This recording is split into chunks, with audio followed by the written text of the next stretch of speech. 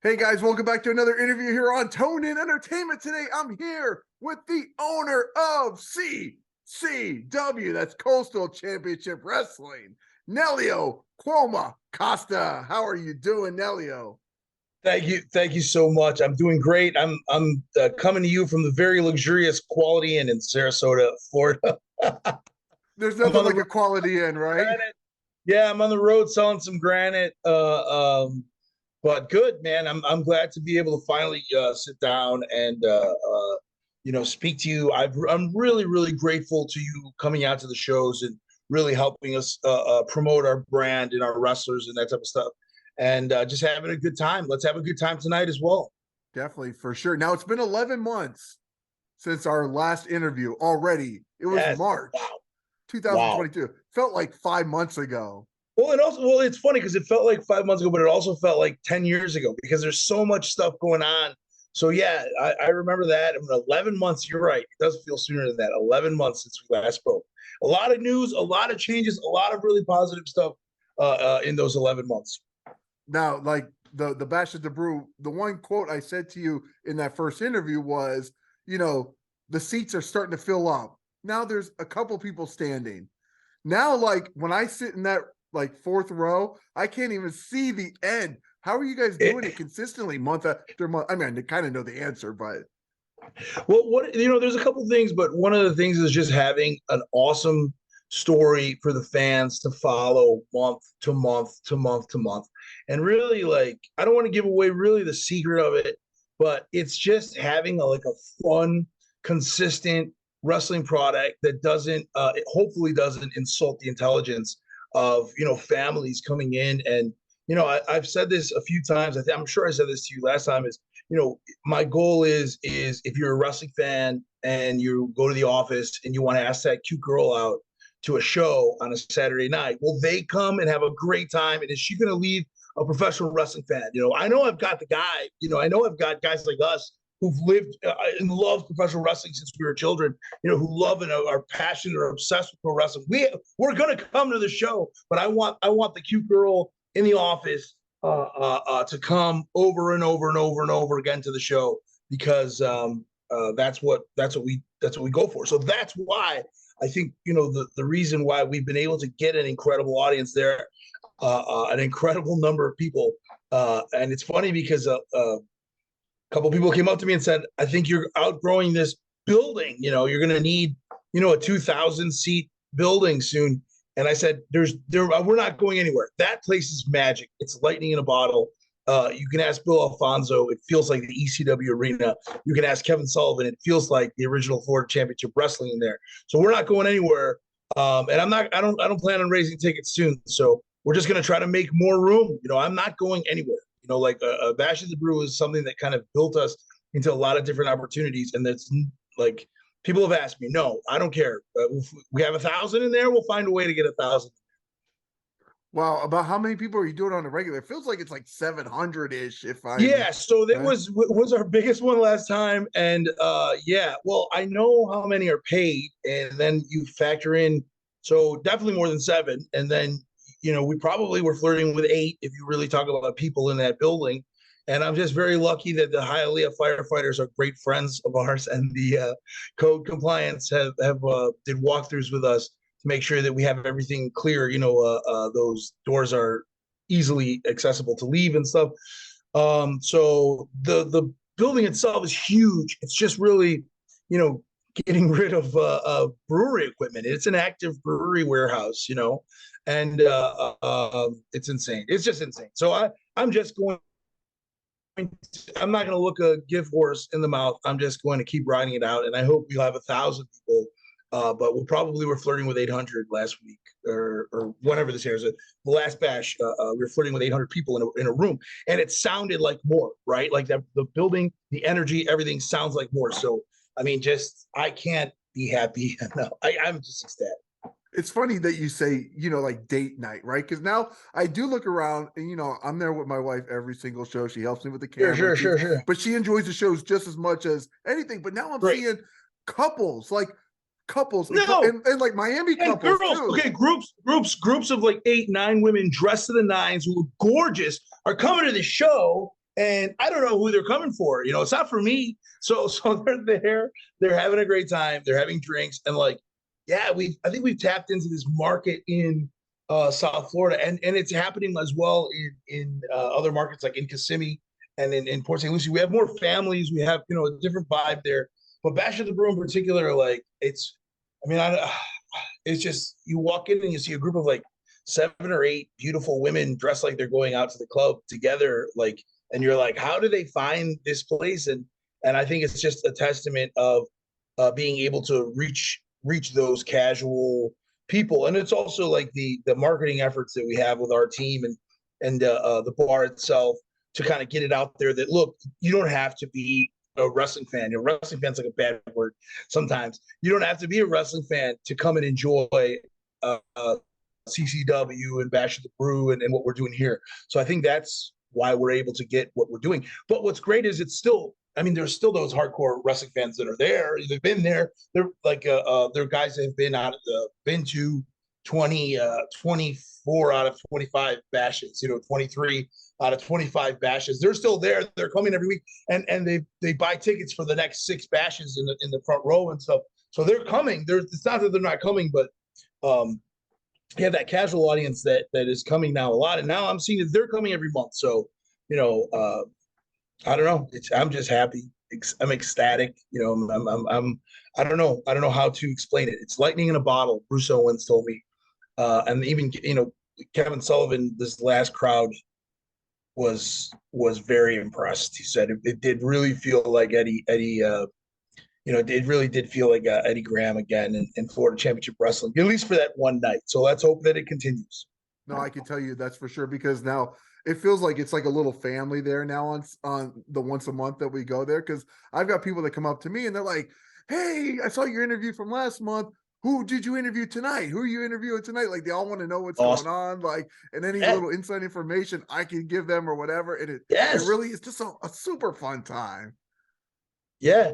Well, and we do general seating, so it's really funny too, because I'll get out there and I'll look to my left, and it's a lot of the similar people that are coming early now. In Miami, that's like a miracle. You're in Miami, people don't want to come. Hey, they don't want to come till 8:45 if the show starts at 8 o'clock. Well, now they're coming early so they can get the seat that they like and the spot that they like, and they can get the food, because the food and the beer and everything like that, and just the vibe is awesome. It feels like a festival. So like, yeah, like it's really cool. It's like I can't speak about it enough that like the partners that we have, even like Lucha Dough, who do these awesome donuts there, and obviously Redcon One, Dr. Silva. Like, we have these sponsors there. You know, now we entered a partnership with the Vice City Rollers, which is the roller derby team down here, the big roller derby team. And out of that team, like now, you know, they watch the show and now they want to be professional wrestlers. So we're going to have like 5 or 6 roller derby girls in there training with us. You know, like it's just all really cool, you know, and those girls they're pretty tough as well. So you have that going on, and yeah, like you said, like it feels like a family, but a very drunken, very crazy family a la the CCW. It's a CCW arena, but I don't think anybody's on meth. And I don't think anybody's like, nobody, you know, it's still a family environment. You can still bring your kids, but it is a wild environment. So I recommend it. Bash at the Brew every first Saturday. And it's become our A show. So obviously, you know, we're the last territory. We have 3 shows upcoming this weekend. We are doing a lot of that good stuff. But that is the show. Like, if someone says come to 1 show a month, that's the show I would tell you to drive to. How do you keep the shows that? Because I mean, you're doing like a show every single weekend. How tough is it to keep the storylines with every single week, and like, you know, because you've got your matches, you know, advertised essentially like 3 weeks in advance to make sure Right. that it all just flows so smooth and that it doesn't repeat itself as well too. Right. Yeah. You know, I have to just, I mean, obviously that falls on me if it's bad, but when it's good, I'll have to, like, if it doesn't work and it's not organized and stuff, you know, that will fall squarely on my shoulders. But I do have to, you know, guys like Gangrel, David Heath, and guys like Kevin Sullivan as of recently, you know, Fonzie before, but now Kevin Sullivan has taken a very, very active role in he's been there, he's booked a territory before. So, when I'm sitting there and I'm formatting the matches for the upcoming month, and I can ask Kevin, and he would say, this feud we can do around the loop, this feud we can keep here, this feud we can do here, has been incredible. And he's not as, I tend to know on a more personal level the wrestlers, but sometimes it's good because Kevin is not. So, he'll give me feedback when guys are bad. That maybe they're my friend, but they're bad, or if a match was bad. So I have to give Kevin Sullivan a ton of credit for the last like 4 or 5 months, really being a great quality control measure for us. And then obviously Gangrel, David Heath, and the active competitors that do help, that do agent and stuff. I'm not going to out them here, but they also are a huge part of what we do. And the wrestlers, like they have to buy in. Like there are guys that we use on an occasion who are awesome, but they're not really, they're not invested. They're not bought into what we're doing. They're not 100% what we're doing. So the guys that are, and you can see them because they're there. They're busting their butt. The Aew Levies and the Cha-Cha Charlies and the Jackal Stevens and the Alex Chamberlains and the Gangrels and Metos and these stars that are fully invested in what we're doing here at the last territory. So I have to give it up to those guys, and the women too. Valentina Rossi now is incredible. Obviously Marina, KiLynn King, like, people who have brought us from one level, and I see us on a completely different level than where we were at 11 months ago. And I have to thank those guys, for pulling us into where we need to go.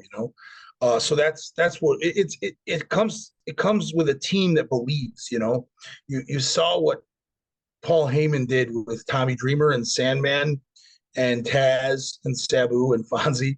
And then he would sprinkle in, like we saw a great promo where Dusty Rhodes was in there wrestling Steve Corino in a great feud. But, he'll sprinkle in Arn Anderson and Jerry Lawler in with these guys in 96 and 97 and 98. And I see a lot of similarity in that we have our core guys, and then you can sprinkle in a Brian Cage versus AR Fox, which was an incredible match that, I know for a fact people saw on the next level. And I'm not saying that, AR Fox deserved to be in All Elite Wrestling before he had that match. He deserved to be in All Elite Wrestling a year ago. But I know for a fact people saw that match that he had with Cage and said, why is this guy sitting in Atlanta somewhere? So you can have those matches, those big profile independent matches, but still run a very successful story driven show, that people will come back, and with guys that are not necessarily big stars. No, what I love about the CCW shows in particular is, I'm going to throw out one name right here, is Fuego Del Sol. And I was sitting next to somebody in the stands, right, who watches AEW, and they're like, why doesn't he get to wrestle like this on AEW? And I'm like, exactly, that dude is super talented. This is the real 100%. Fuego Del Sol right here. Right. So Fuego gets the Danielson spot in the CCW. You know what I mean? So you look at someone like Tony Khan, and I was with QT Marshall for the weekend, this last weekend, and we did a really great talent assessment at CCW. And listening to that, it's 100% true. Tony Khan, let's say he has really three hours of first run real television, but you have Bryan Danielson, you have Jon Moxley, you have huge stars. So a guy like Fuego, like you have guys like Miro who are sitting at home in All Elite Wrestling. You have guys who are not getting, so you have a guy like Fuego who should be or could be that next huge star. Well, I know for a fact Fuego loves it when he can come and work, 15, 20 minutes with Jay Vidal, with Alan Martinez, with the Florida Man, and have these type of like showcase matches that he can be incredibly proud of. Could he have those on Wednesday nights? Of course he can. Like you could put him and Dante Martin on Dynamite at any point in time and have an amazing 14-minute match. But you understand, segment by segment, you get 2-segment match, basically what you're looking at. Look at a 2-segment match on Wednesday night is a very available spot. So you only have certain spots. So I want to be that extra. I want to be that extra time for a guy like a Fuego or an AR Fox or a Brian Cage, specifically Brian, who was going through a lot of a lot of backstage stuff at All In Wrestling. I think he was able to have, I think, 8 or 9 matches with us that really showcase what he can do instead of having 3-minute matches on Elevation and Dark and whatnot. And that's what I think that could be. We could be that molding or melding of those worlds, in where you can have really awesome young up and coming guys that are rubbing shoulders with those guys on television for specifically All Elite Wrestling and obviously Impact Wrestling, who we have a huge presence with as well. We can be that space, and we can be more accessible. When you come to CCW, when you go to All Elite Wrestling, you have to pay for these meet and greets and stuff. You're not going to see these wrestlers unless you pay for very expensive meet and greets. And then you can also just, be hanging out with QT Marshall for, 3, 4, 5 minutes and be able to speak with them directly in a very accessible way at CCW. So, that's the value proposition that I see, and I just hope that AEW never turns that off and not stops allowing their talent to work independence. Yeah, it's a big deal because it keeps them fresh. It keeps them in the public eye. And like you're saying, like the meet and greets, like my wife actually wanted to go over and like get a shirt of Brian Cage, right? So we got a shirt, and then she's like, "Oh, how much for the picture?" He's like, "You bought a t-shirt off of me." He's like, "I'm not going to charge you for a picture. Come on over here versus like $60 at a right, exactly, big time convention." Yeah. So yeah, and that's Brian being nice too. Yeah. Brian's a good guy. But like one of the things that I see that I love is just that accessibility. Like I see sometimes it's changed. Like we were actually more accessible a year ago to now because of some things that occurred where we've really have increased some of the accessibility. Not as much with those guys like QT just jumps out in the crowd and talks to people and all that type of stuff, like he did last weekend. But I think it's just one of the best parts of what you have at CCW, because independent wrestling, even though I like call ourselves the last territory, is we're independent wrestling too. I'm not going to stop any of my guys from going to WWE or All Elite Wrestling or Impact Wrestling and whatnot. But the point that I'm making though is you're able to hone your craft, but also you'll be able to sharpen it, by coming down from those larger companies. It's awesome. It's really cool. Now, growing up, my still to this day, my favorite organization of all time has been WCW. I just had a love for WCW. We're recording this on February 8th. So we're just like 10 days away from like a signature-ish WCW, yes. I don't think they can sue me for the interview. I don't think they can sue me on the interview. It's War Games, baby. It's War Games. The American Dream, Dusty Rhodes' incredible creation, War Games. Obviously, if anybody asks you, it's Game of War, but it's 2 cages, 1 cage, 2 rings, and no mercy. It's going to be incredible. February 18th. And I mean, the storyline coming up into it. It feels so cool. It feels like I'm in WCW. So I'm a WCW guy too. I love WCW growing up, which is why, Kevin Sullivan is a no-brainer to have us on our team. But just the fact of like being able to build a 4 or 5 month storyline that we have with the twists and the turns, and this one moment in time, it feels like, being a wrestler from 1998, that it's rare to feel that way, but I feel like a lot of us feel that way. I hope my team does too. Yeah, because it's like, a lot of times I could see a storyline coming or whatever, but when Meto turned heel and hit Vinicious over the head with a steel chair, I think I actually cried for the first time in a long time. Meto, she says Meto is like, there's that blue chipper who could be on, he could be a WWE guy within 2 months, or he could be a WCW guy. And I was watching the video. We just had the editors bring back the video yesterday, and obviously I saw a bunch of different videos, and it's that moment where his mask comes off, and I hear someone scream like, "Not Meto!" And it was like, I'm like, oh, they're kind of quiet. No, they were not quiet. They were shocked, because then it just rained down. And it was one of those cool things where it was like, oh, they were shocked, they were upset. There was like they weren't silent. No, they were shocked, and it was awesome. That those type of emotional moments. You know, we had our biggest bash at the brew for that cage match, for the Vinicious Aerial Levy cage match, and the paid were in the sixes, and we're ecstatic. But you know, that match and that show was about Meto, and we knew that that the fans really cared about it because we had the biggest bash ever again, break that record the next month.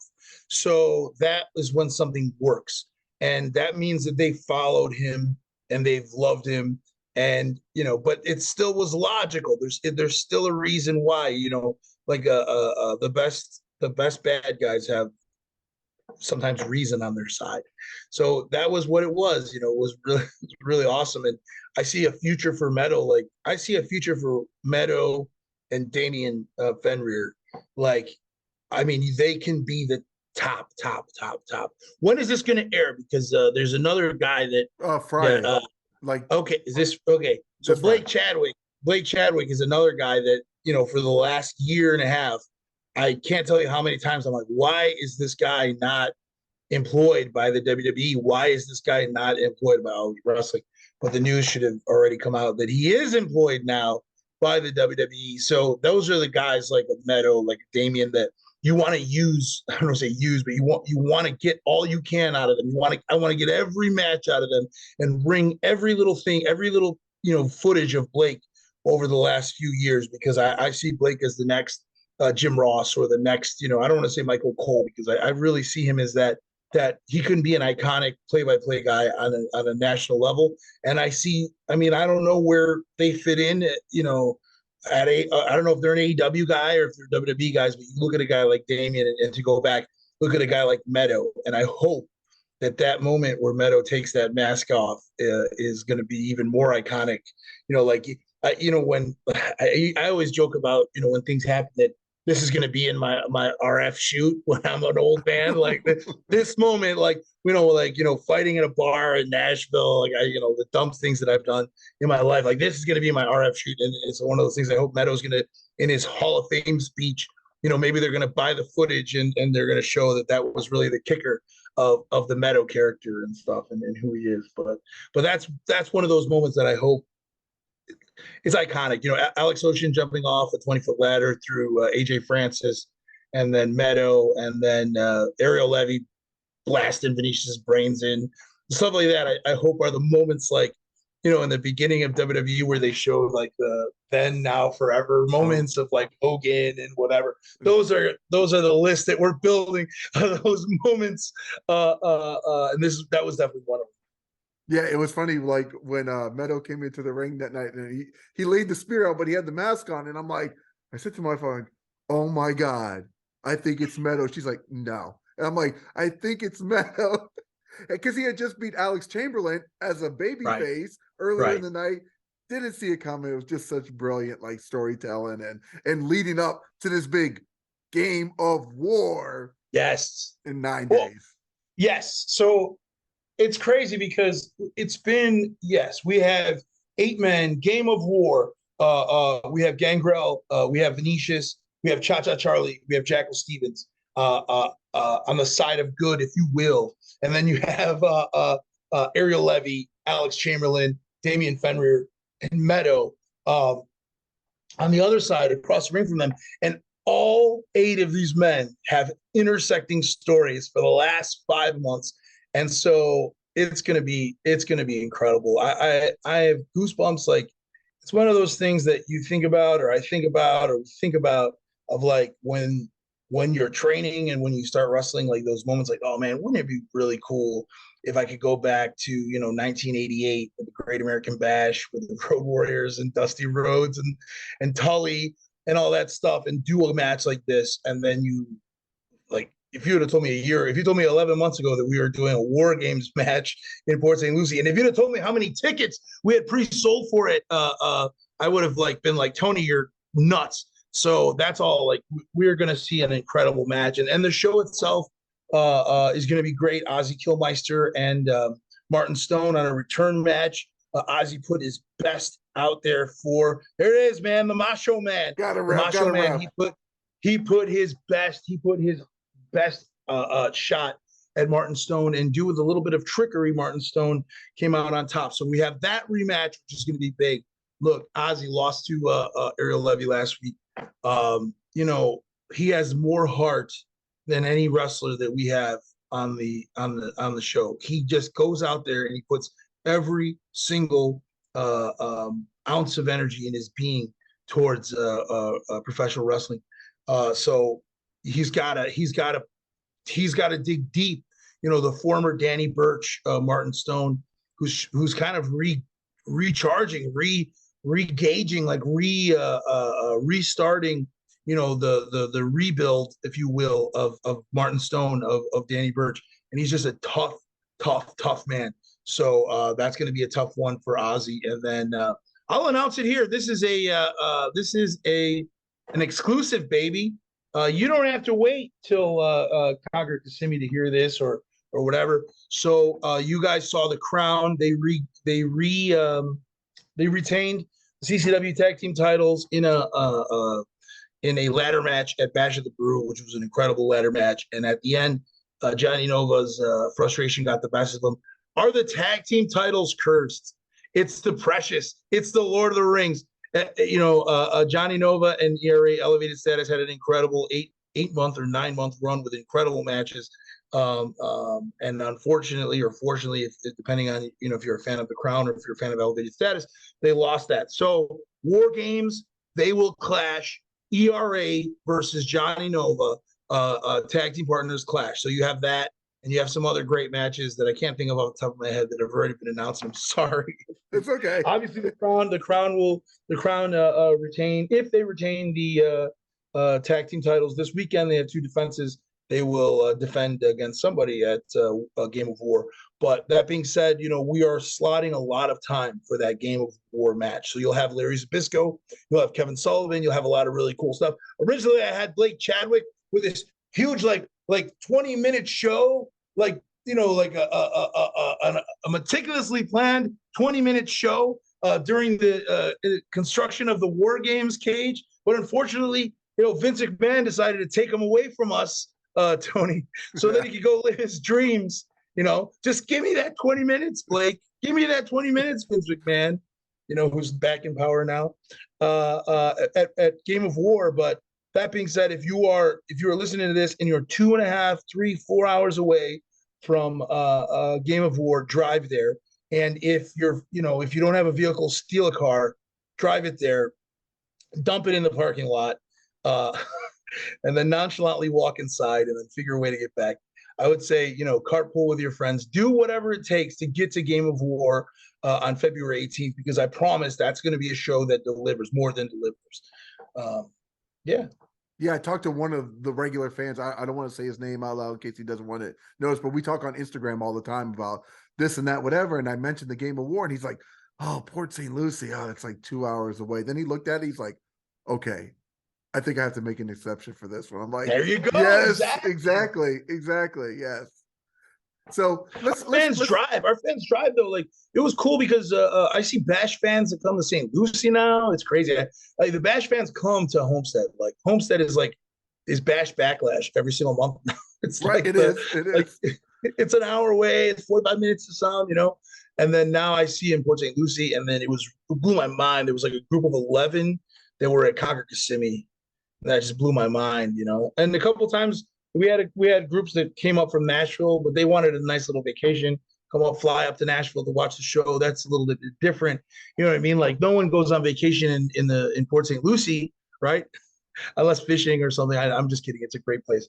But that being said, it's great restaurants. You can come early, eat. There's a great pizza place right by the mid-Florida. But it's cool when the fans travel. It means they care, you know. And gas is expensive, and eggs are expensive right now. So it's like, it's even cooler. Like, it's like, wow, I can't believe that people actually are really excited about it. You know, I can believe it, but I'm just flattered. Now, I want to talk about the CCW Tag Team Champions for a minute. When I interviewed Bruce Owens about a month ago on here, I asked him for his 3 top picks of like breakout stars in 2023, and his number one pick. And there are 2 of them. Yeah, Mm-hmm. his number one pick was The Qrown as a I agree. tag team. I mean, Yeah. where have these guys been hiding that nobody has been able to like really show them off like CCW has? Baby, I was in the depths of Kentucky. I was going around searching. I was searching and I found these two big guys out there in Kentucky. Now I was, they are Kentucky guys, and had them come in for the Nashville show. And exactly the thought was like, where the hell have these guys been? They were just incredible. Like, they trained in Las Vegas. They're training in Kentucky. And I just hit it off with them right away. And I said, guys like you should be around Florida. You guys should be near, where AEW is headquartered. You should be near the Performance Center, and you should be, as visible as possible.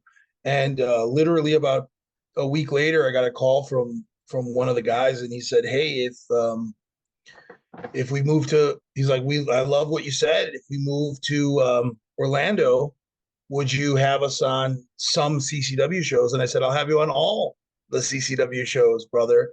So, now I feel kind of bad because they're booked so much with us. They've missed some opportunities. They had an opportunity to go to All Elite Wrestling, and they were busy with us, but that'll swing back around, I think. But yeah, they're the top. Like, they are great. They look like $1,000,000. They're great guys. I don't want to break their gimmick or whatever, but they're actually really, really, really, really good guys. But they kick ass. They run through everybody, and they take no prisoners. And I hear they're very, very stiff in that ring. So the Road Warrior description, or the comparisons to the Road Warriors, are apt in more than just one way. So expect those guys to do great things, and they're the exact guy that I saw, this exact guys that I saw, representing a company like CCW, like intensity and realism. And, I wouldn't want to see those guys in an alley, anywhere. I wouldn't want to be on the other side of those guys. So yeah, they're gonna, you would think the WWE, but WWE is looking for really young guys right now and different stuff. But I expect to see them in big companies, or I expect them to help ascend CCW into the same ranks as the MLWs and the Impacts one day, if they stick around. So I expect a lot of really good things from them. Now let's talk about a little cross promotion you guys got going on with the Unbranded Brewery, because it was just announced that Gangrel's going to have a beer named after him. And I know there's some other stuff in the works too, but it's just like, how cool is it? Like, I mean, fans are going to be able to come in, get like a physical can of like Gangrel beer, drink it, take it home, autograph. Like, it's just like the coolest idea. And it'll be available on some different beer distributors in South Florida as well for order. And then obviously we're working on, I'm a salesman at heart, so we're working on getting those distributed throughout the U.S. But it takes time. And beer is really interesting. There's a lot of really strange rules to sell beer. Like, can't sell them to kids for some reason. I don't know why. It's weird, so strange. But this is actually our third beer collaboration with Unbranded Brewing. We had Triple Choke Slam, which was a triple IPA that was like so much alcohol. It's great. Drink it. But I'm more of a wine drinker, but it's a very like heavy beer. And then this beer is really awesome. We tried it it's called did we announce the name already? The Brewed. Yeah, they said it on the YouTube video. Okay, good. That was announced. It was announced. I want Gangrel to be the first one to announce, but the Brewed, and it's going to be like it's a red beer, and it's going to be a very like it's going to have some really interesting taste to it. I'm not really I wouldn't do it justice explaining like the taste. I don't want to say it's sweet, but there's like, it tastes a little fruity, but it still kicks. And then there's a very specific type of Brazilian beer that is lined up for Vinicious. We have, and this will be like basically every few months we'll have a new beer, and then of course like a triple choke slam will be available again. We're cycling them in and out, but like Ruthie Jay and Chris Farrow, Cha Cha Charlie, Vinicious, all in the works, and it's really cool because I get to be one of the guys who are like, no, this isn't the right beer for Ruthie J. This isn't the same. And it's funny too because my dream or my vision is like a super light beer that we can just like say like the CCW training beer and just videos of us like you run a mile and you can drink 6 of these beers like a really light ale, like something where like if you're running a marathon you can put it in a Dixie cup and you can drink it as you go. So we have some really cool things in the works that will be available at Union Brewing in Miami, obviously an unbranded brewing company in Miami, but hopefully distributors throughout at least the state of Florida. Just depends on how many phone calls I can make and all that type of stuff. Now, I'm selling beer here, Tony. It's insane. Granite, beer, wrestling, Granite, beer, professional wrestling. Yeah, it's incredible. But yeah, that's gonna be cool. And Gangrel, he was part of the process of doing that beer, and it's really cool. He's really excited about it too. So. Now, when we last talked, we talked about the TV stuff going on over in the West Coast, and you said about the possibility of shows going on in like Las Vegas or Los Angeles. Yeah. Is there anything going on with that? Yeah, stay tuned. I'm literally in the process of a potentially free show for our fans who happen to make the trek out to the West Coast, but I can't really announce anything like potentially something really cool going on with us. What is that in oh my goodness, in a month and a half, it's nothing that like the whole Mania scene to me is a little bit difficult because you're going to see like just these like super indie matches that take place like in the same venue over and over and over again. So I really want the fans like to be introduced and to see something completely different and cool that like you can easily go and you can buy tickets and they're cheap to watch like the super indie guys, the awesome dudes like Justice and Mansour and all the GCW guys and some other super indie guys. You can go and you can watch them on every single show because every promoter is going to go out there, label their show, and put the same guys on, which is great because you save on hotels and you save on flights and stuff like that, which is awesome. But what we're trying to put together is something to introduce that fan to what CCW really is, So I don't know if I have to buy a school bus and just throw like 15 guys in the school bus and we'll drive there or something like that. But we're working on something that will be free of charge for CCW fans and for hopefully new fans that we're going to be working in. We're potentially tying in with WrestleCon or something like that. But just keep we've been over the air on a channel called Telamerica for a year now, and we get played twice a day on Telamerica, and it's been really cool. Like who watches over the air television anymore, Tony?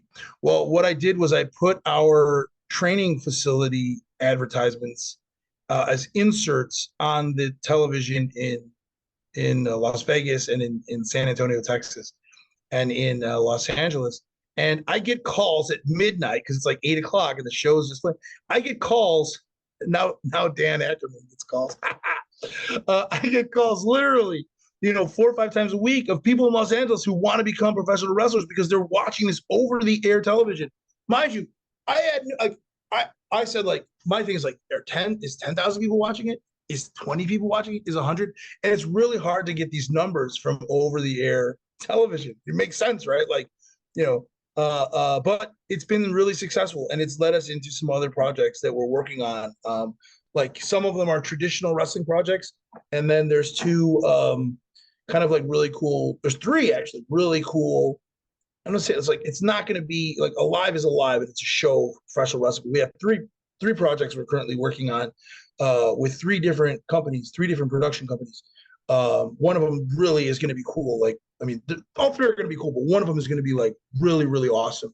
That are, I would say, wrestling related, but it's not going to be, match 1, match 2, match 3. It's going to be a little different. But that's the thing. Like in 2023, wrestling changes. Yeah, I always wonder like how the TV ratings go nowadays because it's like I barely watch anything live anymore other than maybe Wednesday night or something, right? And then I TiVo it or YouTube TV and I watch Rampage on Sunday morning when I have a chance or Raw on Thursday whenever I have time. Like, and everybody fights over the ratings, like 1.2 million. I'm like, we don't watch it. I don't know. I don't know how you guys keep track of that. Well, it's cool. No, what I think like this is like, man, I love this aspect of the business. I love like the business of the business. But like it's really cool in that, okay, like you have women of wrestling who you have Marina Tucker, who Which is is another show I definitely watch. Because I love Marina Tucker and Killer yeah, Kate and on there and Penelope a couple Pink, of and our yeah, exactly. mafioso. Really, Yeah. yeah. So you have that show, but it's on CBS, but it's on syndication. It's not on at 7 o'clock on this day, on this day, on this day. So what happens is they have at times more viewers who watch during that than Impact Wrestling. But the thing is Impact Wrestling has the professional wrestling demographic where women of wrestling does not. So it's one of those type of things. Like they have a demographic of people watching CBS at, I don't know, 11 a.m. or 11 p.m. or 1 a.m. I'm not an expert on that, but it's like what is more valuable? We don't, it's strange. Like, there are some shows like you look at like Brett Lauderdale and Game Changer Wrestling, like the hardcore wrestling fans are emotionally and completely invested in that product and the people that they have there, the Matthew Justice and Matt Tremonts and those stars are those stars, right? Like Jordan Oliver's and stuff. But at the same time, they don't have the same type of casual audiences that other shows have. So what is more valuable? So it's one of those things where it's like, you love what you love, but like, I'll put up a KiLynn King and Devlin Macabre match from Tuesday, and it's going to have tons and tons and tons of views. But it's also one of those things like guys love pretty girls too. So it's really like trying to like figure the demographic, and of course, like I'll put Alex Ocean. Alex Ocean is a huge, and I love the YouTube demographics because it also tells me how many men and women watch the show, and it's 96% men, by the way, guys. So Sounds like my 4%. channel too. Yes. Yeah, right, exactly. I look at the demographics, but I also think it's cool too to see that we have a Chilean audience and we have a Brazilian audience and we have a British audience that I think is a Gangrel. Either British wrestling fans just try to find people, but when Gangrel goes to England, he is a mega star still. So I think like we have the stars, I believe, that draw in, different, people, and that makes us, I think, potentially valuable to advertisers. Like I don't see like we're drawing a 700 and 800 person crowd of fairly casual but cool, hip, sexy Miami crowd. I think there's something to that too, that it's very different than a GCW crowd or a GCW audience or a traditional independent audience, but it's valuable in a different way. So it's looking at those things like what is like AEW has that hardcore audience, and what do they get, like 800,000 to a million a Dynamite, right?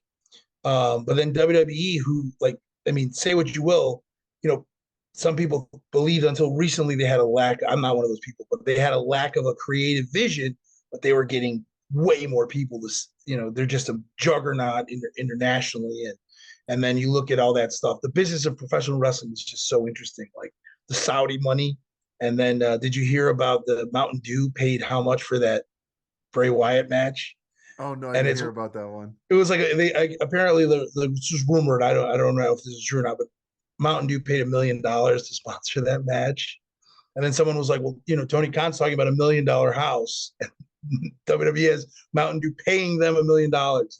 Did it ruin the match? It didn't help that it was Mountain Dew colors. Oh, was that that was the neon one from the Royal Rumble. They paid $1 million.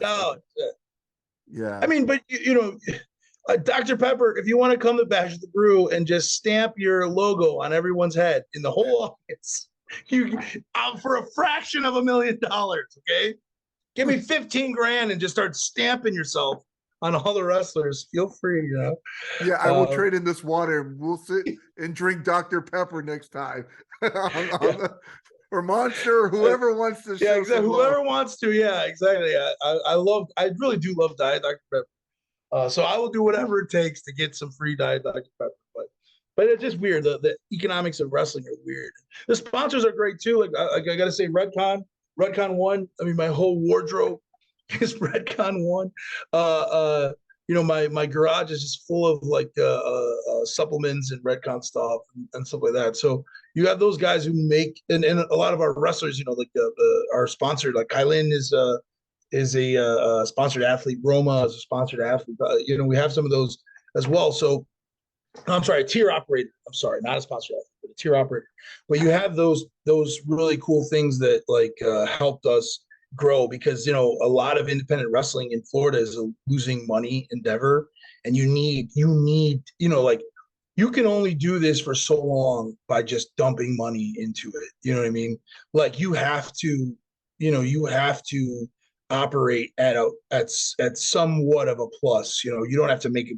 This is all passion, right? Like Tony, you do this because you love pro wrestling. I do this. I love pro wrestling. Like I sell granite for money, but I do this. But you also you have to find those sponsors, and you have to find the ticket sales, and you have to find the economics of professional wrestling. And I feel like we're in a spot.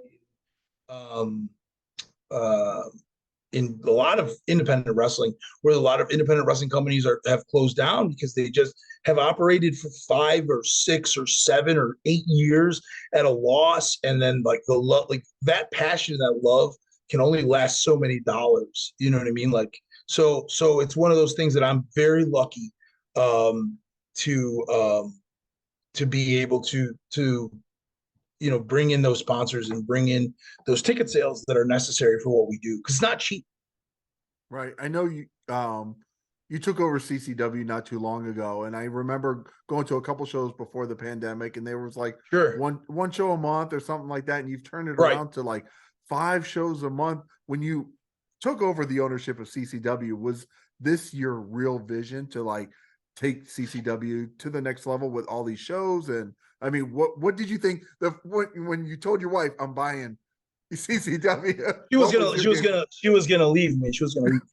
I remember it. Like I said, I said, I think the economics might work in this, and she said, "You're nuts." And no, it was almost 4 years ago, almost 5 years ago, 4 and some change years ago, and it was a process of like, you first, like when you go into a business, you just shut your mouth and you keep your ears open, and you just look at what's happening around you. And I've acquired businesses before, not wrestling businesses. I've acquired businesses before, so it's one of those things where you just kind of see what's going on. You look at like, and in this case, in independent wrestling, it was one of those things where it's like, well, no one can show you a profit and loss. Most companies can't show you a profit and loss. Most companies can't tell you how many tickets they've sold. I mean, most of those things. So it was one of those things where you just kind of like, okay, well, first we're going to start tracking things, and we had a great training facility, and we had a inexpensive training facility. And we had a brand that started in 2004 that started really, really hot, with Antonio Banks, MVP, and a lot of names and a lot of fanfare and a lot of big shows early on. And that brand kind of took and a lot of wrestling did too. Like, there was a lower period, which is why I was able to come in and do what I did and take over and purchase the company and work with Dan Ackerman, who's still my partner, and he's the founder there. And to kind of say like, listen, if we can go in here and run this like a business, I think it can be something. And nobody believed me, Tony.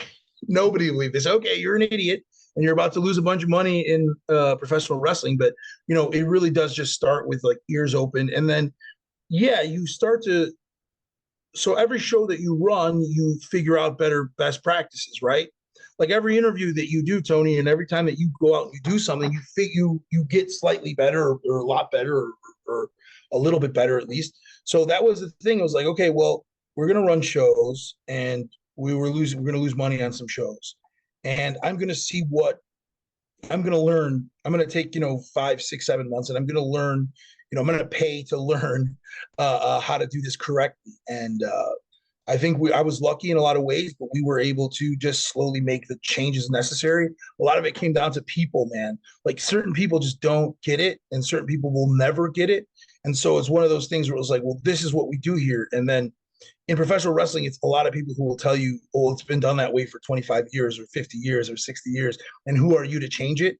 But if you look at them and you say, okay, but we're every show right now is losing money. Everything that we do here is not financially sound. Like someone has to literally come in here and pay money for this to work. So maybe there's something wrong with the way things are done. Let's change it. And so it was a lot of people who left, a lot of people who stayed, who were like awesome, and like a lot of people who grew. Like you look at Cha-Cha Charlie, like, and you look at, you know, the guys who are still here, the Jackals, the guys who've been by my side for this entire 5-year process. Obviously Dan Ackerman too, like kicking and screaming, dragged into 2010, basically. I was like, hey Dan, we're gonna make it at least 2015 in here, just drag him over there. And then now he's gone even farther. Dan's still in like 2018. You know, he's only 5 years. I'm getting him slowly closer to 2023, but getting us to where we need to be, and creating best practices, and then now creating, like, oh my goodness, like running a professional wrestling show is incredibly difficult. So what happens is if you don't have the processes, and I didn't have the process, I was just learning. So you go in there and it's exhausting, and it's mentally like it hurts you mentally, because you have a lot. You imagine you're working with, you know, 14 to 15 artists who all have their own vision, but you have your vision. So you need to make sure that either they understand your vision or you yield to their vision. Well, then what happens is you watch a show that you don't like or that you don't think will sell tickets, and you're going to pay somebody to go and do something that is against what you're doing. But because they're an artist, you have to deal with it. It's exhausting. It's mind numbing. So you just slowly change that. You slowly change that.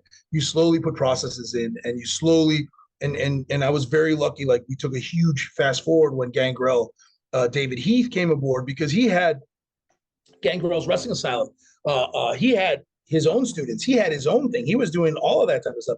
I remember talking to students explaining why they should do CCW training facility, not GW.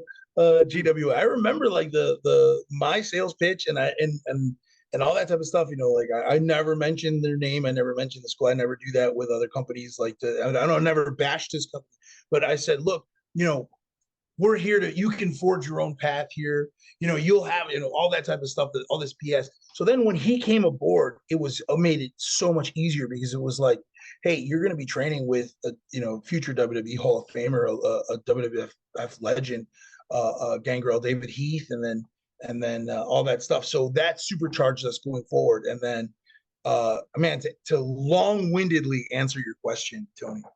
So I heard, it's so funny, because I really wanted to do that Florida Championship Wrestling, that like we have space for a territory here. We have Orlando, we have Jacksonville, we have West Palm Beach, we have Homestead, we have Key West, obviously we have Miami, we have Naples, we have Fort Myers, we have Sarasota, we have Tampa. We have those markets that you can run once a month, I believe, and build a monthly show. So I was like, okay, we're going to get a place in Miami. The crazy person showed me the Unbranded Brewing Company, the guy who worked there. He got fired. He didn't even tell his bosses that he was going to do Bash of the Brew 1. Like, he barely told them anything. He got fired eventually because he's a great dude, by the way, but he got fired because he would just like not ask the owner stuff. He was like a general manager who just did but he has a huge part of our growth, because he was the one who spoke to me and got us to do Bash of the Brew 1 without even the owners knowing. And I think we had like maybe 200 people in there, and the owners were like, what is going on here? And then they loved it, and we went forward with it every month. But the point is with that idea was, how am I going to do it? And then I listened to before Gangrel came to CCW, I listened to an interview in where he spoke about exactly what my goal was, that he wanted to build exactly what my goal was, and about putting shows in those places, you know, being able to tell the students that walk in here, hey, you're going to be able to work all throughout the state of Florida as a professional wrestler, you know, 6, 7, 8 times a month. But also being able to be a feeder system to All Elite Wrestling or Impact Wrestling, or, you know, the WWE doesn't need it, but whomever needs wrestlers, we would be that breeding ground. And to hear him talk about exactly what my vision was, that's when I knew that I needed to have him on board with us. And it's funny because he wasn't answering my calls, but a psychopath named Lew Spectre got a hold of him and got him to sit down with me at a Twin Peaks in Hollywood, because we both coincidentally lived in Hollywood. So I was like, okay, we're going to meet in Hollywood, whatever. And then I remember after that first dinner, I really, really like, when you meet Gangrel, he's so funny and he's so laid back. He's from South Florida, but he has that little California style and stuff. But it supercharged us when it came to like, I spent a lot less time thinking about the school and focusing on the training at the school, and a lot more time being able to go out and find the last territory and make the last territory. So that was like one of the biggest pieces there. But yeah, so it was always an idea. And the whole idea is still now, like we have things that we did not do well enough at the last bash, even though it was our biggest bash, it was our most successful bash, our most profitable bash, the brew ever. We're going to get better next month. And that's what we have to do. And the same thing with Kissimmee, the same thing with Homestead. The first 3 shows in Homestead, you know, we had 150 people or 140 people, and now we're up to 300 people, and now we're running profitable shows. So it just takes time, you know. I don't want to give the formula away to other independent companies, but it just takes time. And like, you have to stop focusing on the wrong things. You have to focus on the quality of these shows. You know, that's what will bring people back. Not like I don't know how to say it, like not the whatever crazy idea that you have in your mind that you think is going to pop the territory. That's not going to work. But what's going to happen is if you build it, then you can do an angle where, you know, a guy is the biggest baby face 40 minutes into a show and the biggest heel at the end of it. That doesn't happen when you have 30 people in the crowd who don't know who that baby face is. Like if you're only running shows in front of 30 people, 25 people, you're seeing very different people every time. And that's a big red flag. So they're not going to know that your stories and your angles and all that type of stuff. And it builds on itself. But that was my vision, and I think it's working. Yeah, sometimes I think it is. I really love, you know, because I love Gangrel to death. Like, he kind of gave me my first opportunity really to start doing interviews in GWA. And when the whole thing fell apart, like, I know what happened, kind of went down, and there was all this amazing talent that was there with Damian Fenrir and Ozzy Kilmeister and Diaz, Ruthie Jay, Meto, you know, like, and I know I'm going to forget a couple of Lakai, and I'm like, oh my God. And then when I saw him join up with you guys, and then you've got Cha-Cha Charlie, and you got Jackal, and you've got, you know, Marina Tucker, and here comes KiLynn King. And I'm like, yeah, oh my God, this is like the invasion almost angle, like the injection of what, and I know CCW's just been on fire just with that emergence of that fresh new matches. You'd be surprised, like some of the guys were like, because they had this attitude like us against them. And I was like, they're us now, dude. Like, let them in. Like, okay, was everybody able to change? No. There were some people who could not. Like, there were people who, like, I could tell you stories. In the shoot interview, maybe, Tony, you could do my shoot interview at the end of this all. When I'm an old man, you could do this shoot interview. Then I can tell you exactly. But there were some guys that really did not have a good attitude about the whole thing, and I never understood because there were some of the CCW guys on my end where I sat them down and I said, guys, like whatever you felt about them yesterday, whatever you felt about them because they're the competing company in town, okay, maybe they're gonna come in here and they're gonna help us. And I said the same thing. There are some guys here who are jerks at CCW, and there's going to be some guys at GWA who are jerks. And we're going to see, how this works. And Gangrel kept an open mind. I kept an open mind. And the process works. It just, some of the guys aren't here, but that's just professional wrestling. But the point is it was awesome. And I feel like exactly what you said. I was interested in a guy like Lakai before when he was at GWA, did I think our shows were better? Yeah, but it's because I was writing them. You know what I mean? Like maybe was every single one of our shows better than every single one of their shows? No, there's no chance that that's possible. But in my mind at the time, like, no, we're doing it right. But then when they walked in that room, and they had a leader like Gangrel who's he understood the process better than most of us, and it was awesome. And he's become a mentor to me. Like, I have him over. I had him over on Christmas, and he's there with my daughter, and I'm there with with Susan and with Anna, and I'm wide open to him, and vice versa. Like the same thing, like the relationship that I have with Dan Ackerman and these guys. Like, you can't go into a new venture and have your guard up for whatever BS, or you know what I'm saying. You just have to go in like it's like a relationship. Sounds kind of weird, but it's like a new relationship. You can't go in there with the BS of the past. You have to just go in there with an open heart, and it was awesome. And obviously not just on a wrestling level, but specifically on a training level. Like Gangrel is incredible. You know what I mean? He trains very differently than how I was trained, but I see the awesome. I see how awesome he does, how awesome he really does train. So he's taught me a lot of stuff. Like the notes that he's given me and the things he's given me are priceless as well. What is like the big ultimate goal right now in 2023 for CCW? There's one particular project that is just awesome, and it's really, really cool. And it's really like, it's right here. It's right in front of me. And so like that will be really, really cool. But really, sometimes I look at that project and I hope it's not a distraction, because we have like very slowly and very effectively have built awesome shows throughout the state of Florida. I have pending shows in Daytona. I have pending shows in Fort Myers. I have a Tampa show that's going to run at the same time as Bash. We have a place in Tampa that wants to run every first Saturday. So I'm like, we're going to have two brands, man. It's going to be CCW Alive and CCW, I don't know, Wired or something, like Live Wire CCW. I don't know. But you got to think of something for me, Tony, like CCW something. We're going to have these brands now working two shows in Florida.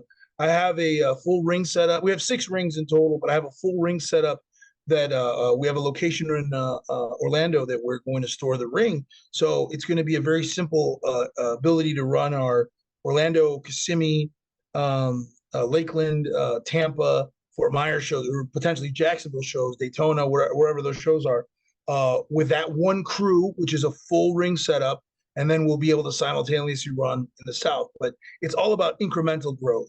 Like if we grow too quickly, then the show quality is going to be bad, and then these shows will not grow.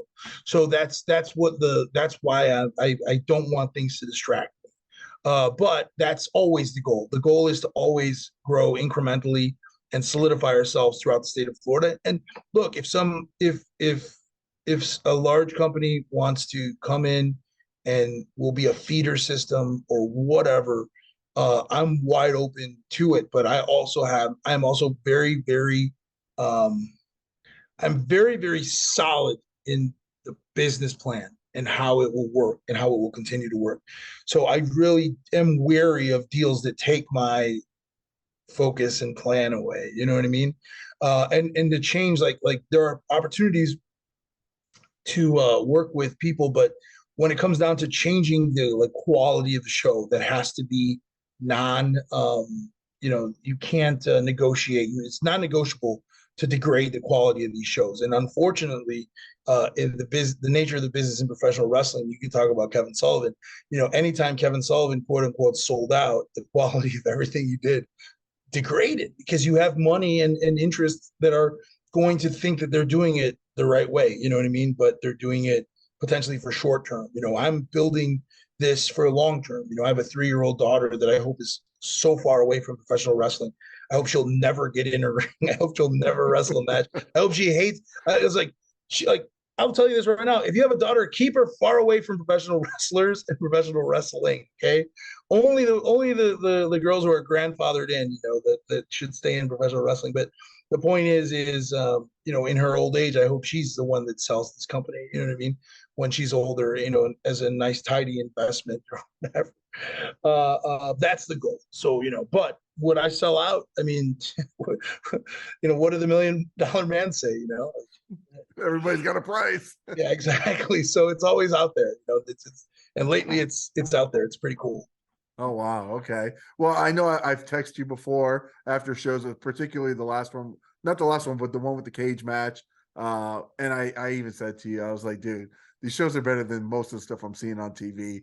I don't know Yeah, how you keep up like the great shows, but you do, which is why we keep coming back month yeah, after month after month. yeah. And just much respect and much, to you No, and and your to whole you, crew.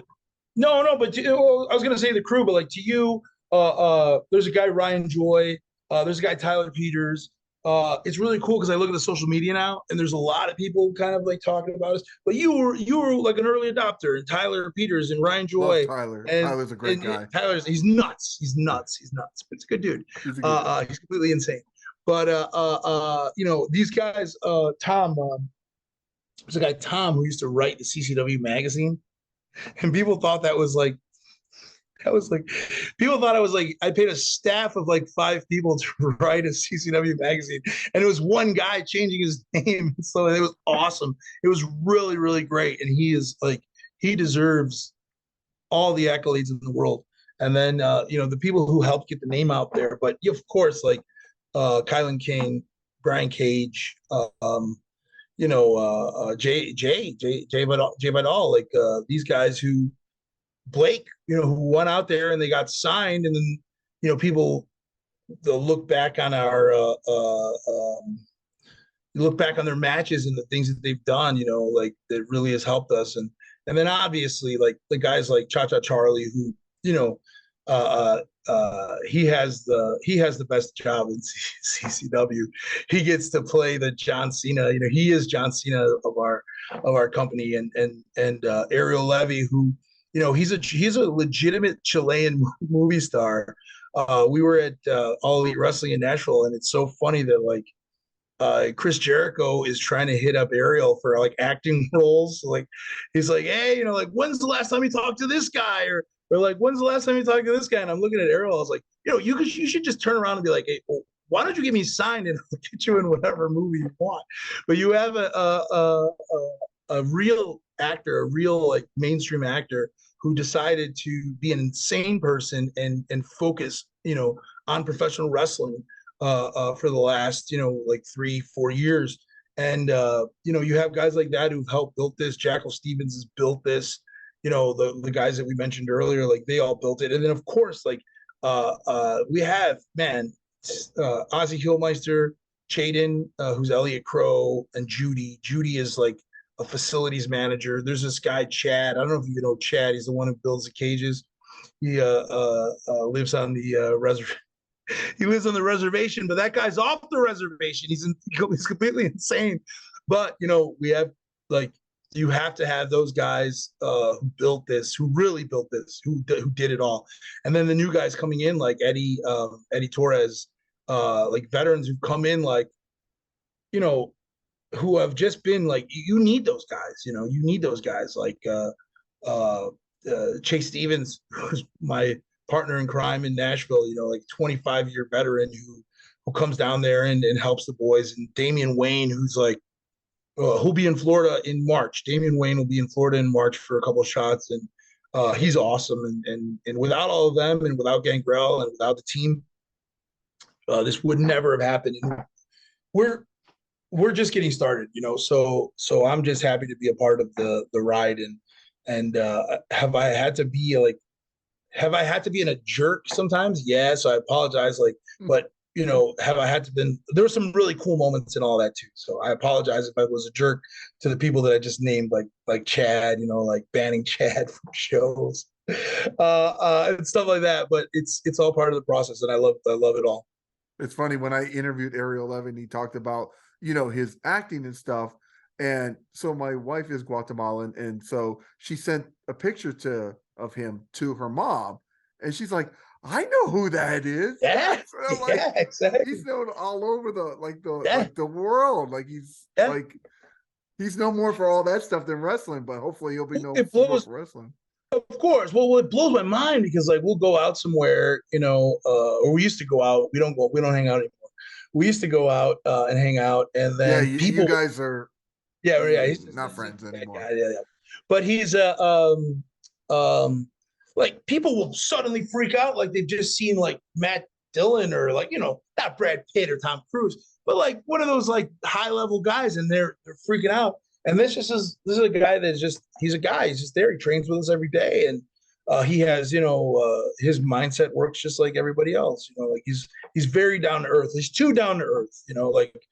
He should be out there doing crazy stuff. He should be on Shark Week with Jericho somewhere. I told him, I was like, just pitch an idea, because Ariel has the in with the Shark Week stuff. I was like, just tell Jericho, like, get in a shark cage with you, brother. Like, you guys will go, you'll bond, and you'll be the next TNT champion, Right. But he's really down to earth.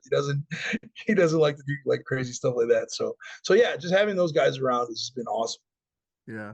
Anything else we should know before we let you go? I know No, you're just very busy, man. No. I mean, this has been awesome.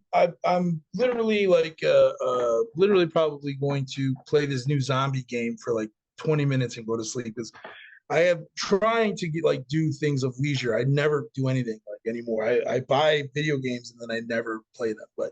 But no, the same way. It's the adult same life. Yes. It's horrible. It's the worst thing. Yeah. I have like 3 PlayStation 4 games, not 5 PlayStation 4 games that He's are still still their package.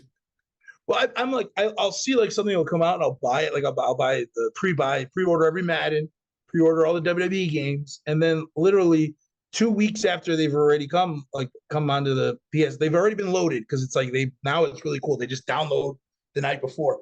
I won't even realize because I'm so busy. And then when I do start to play, I play for 10 minutes and I never get back to it. So, but no, a live wrestling Tuesday nights on the YouTube. It's now the last like 50 episodes are formatted for television, 7-minute segments and all this type of stuff. So go check it out. Go to the back catalog, because there's really, really great matches. Davey Richards has had 6 or 7 incredible matches that should be seen. If you're just an independent wrestling fan, if you're not but if you want to go, just start watching certain angles play out on the YouTube and stuff like that. Like, it's just really cool to see what we've been able to do. And I hope everybody who watches this, like, if you're in Florida, our shows are very accessible. You can come down to a Kissimmee show, pretty soon a Daytona show, and pretty soon a Tampa show and stuff, and just see the show and just have an open mind. And, now we do have like Martin Stone, and I love Kurt Stallion, who's like awesome. Stallion is the best. I can't even tell you, like, the stories that guy has about Japan and stuff like that. Come with just an open mind and watch what we have. And I promise you, like, if we continue what we're doing now, I promise you will love it.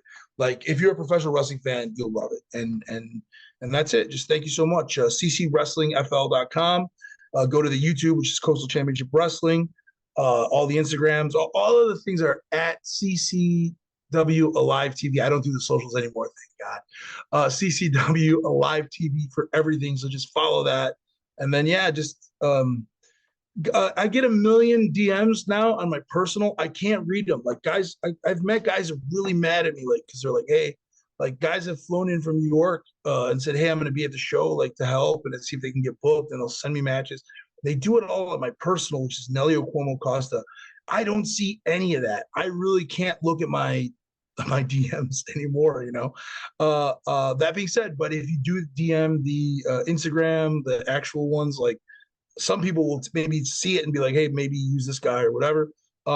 Just email Nelio at ccwrestlingfl.com for like business opportunities to get booked. If you want to do that, send me that. But I get a ton of emails. You want to really know the best way to get booked is, like, reach out to like Jackal or reach out to like one of the guys and just say, like, hey, like, I want to be there, and they'll probably give you a better idea. Like, hey, this show is like Kissimmee on Friday. Don't come expecting a match, because I have Camille. I have the NWA Women's Champion wrestling Valentina Rossi. I have Beastman versus Cha Cha Charlie. I have a stacked card. We run a very tight show. So this is not the show. But if you talk to them, maybe there is stuff that I'm looking for or stuff that I need that you can, get into. So, like, once you know a guy, get a reference, then I'm golden. And then just be a bit like, if there's nothing, like, even if I like you, maybe there's nothing available until May. Just be patient, But it is that whole wrestlers thing where like guys show up, they help, and all that type of stuff. I was notorious. I'm always notorious to being a guy who's there helping early, and I never used to leave until the truck was done at the end of the night. So that's one of those things too. Like I'm not gonna say like, that's the way that you can show your face and stuff like that, all that good stuff. But like, please, we're always looking for people, but we also have a lot too. So the email might be the best way, or getting a hold of those guys. Jackal. Oh, Alex Chamberlain. Alex Chamberlain has been a godsend. He's an awesome agent, and he's an awesome wrestler. A guy like Chamberlain, like if Chamberlain gives me the heads up that you're good, or Gangrel, obviously. I mean, Gangrel, like, what he, but he tends to recommend guys like Jacob Fatu and Hammerstone. It's like, yeah, no, duh, like they're great, We but know like, they're great. Yeah. it's like, yeah, oh yeah, well, you're telling me Jacob Fatu, okay, good. Yeah, I know he's good. But the point is, if those guys give you the okay, then that's just the way that the wrestling business works and stuff like that. That's it. Thank you. Just keep coming to Bash, everyone.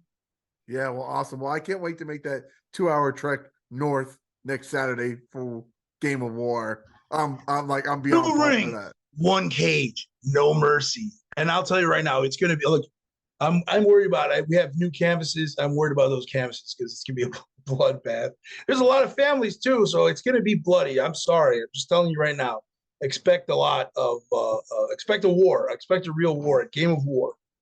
Yeah, they used to call it the war to settle the score. There's a lot of scores to be settled next Saturday, so I can't wait for that. Yeah. Well, Nelio, thank you so much. I mean, it's always just a pleasure for having us at the shows, at the Bash, letting us come out and do the interviews with the wrestlers. I'm getting I've gotten so many requests now. Like I have to book them 2 months in advance. And good. I'm like, only three guys at a time, good. Please. It's too much. I heard you had a couple of our newer guys, a couple of our weirdos they're dying to get on your show. Like they haven't even debuted yet. So I heard there was some fun interviews. Like maybe they won't ever see the air, but sometimes I have to use an executive decision sometimes. We have characters at the CCW training facility. Has some characters. I wish they could all be on the show, but we have some guys that are just characters in their own right walking in there. So I'm sure you've had some interesting requests, man. So thank you though for we'll talk about that as soon as we hit pause. Yes. Yeah. Well, Nelio, thank you so much. And guys, if you like interviews like this, make sure you stay tuned in here to Tone In Entertainment. And for the love of God, go out and watch a CCW show. If you're watching all those big shows on TV, you ain't seen nothing yet if you're not at a CCW show. Subscribe to the channel. Do it. Go now. Do it now.